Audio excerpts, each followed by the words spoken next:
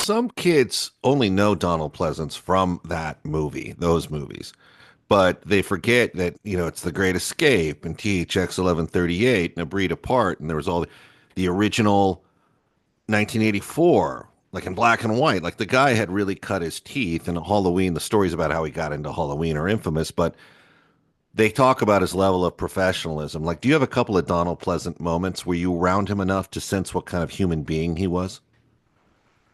Yes. Well, he was very relaxed, that's for Yeah. sure.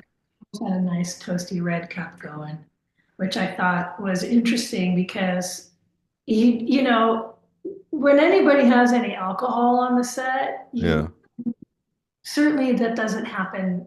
I mean, well, I haven't seen it happen very much in later years, but it was like, oh, he was warm. He was a warm person. It made him relaxed, or I don't know, or just made him warm because we filmed a lot at night and it was chilly. It was Salt Lake, Utah, and it was during the winter months. I just thought like, oh, and he was pleasant. It's such a Yeah. cliche, but he really was. He lived up to that. I asked him acting questions. He was very warm about, I don't even really remember what I asked him about, but he was easy to talk to. Um, I was also aware of like giving him his space too, but Yeah.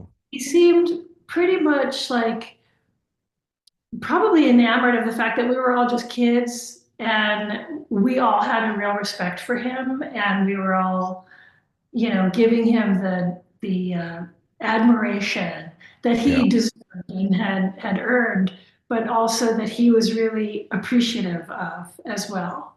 So Yeah. I didn't get to have any scenes with him, but I did get to have moments on set with him, which were pretty, really cool. Very, Well, very. the rumor was that he was pushing for a rewrite to include a scene, but whatever. It was what it was ultimately.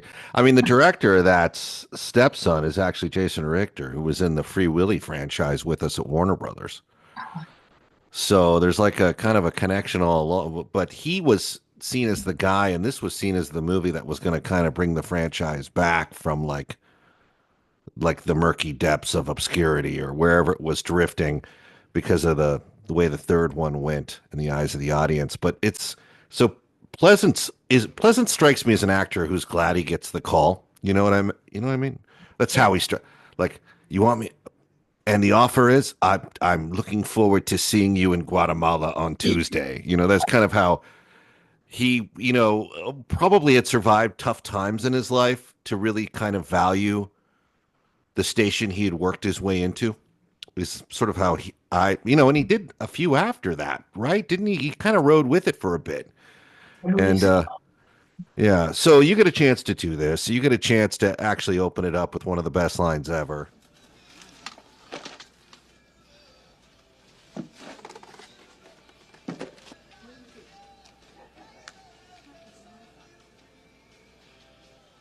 All right, $10. Let's see it.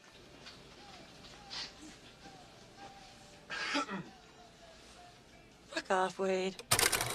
You get your moments of telling people to fuck off and all those things, and then the movie's wrapped. And did you sense like this is going to be a significant thing here, or did you were you just back to work the next week?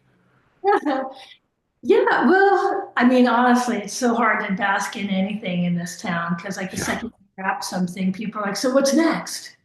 I You're know. like, "Oh, God, I hate that I question." know. I know. I know. And I keep asking it too in this show. I'm sorry.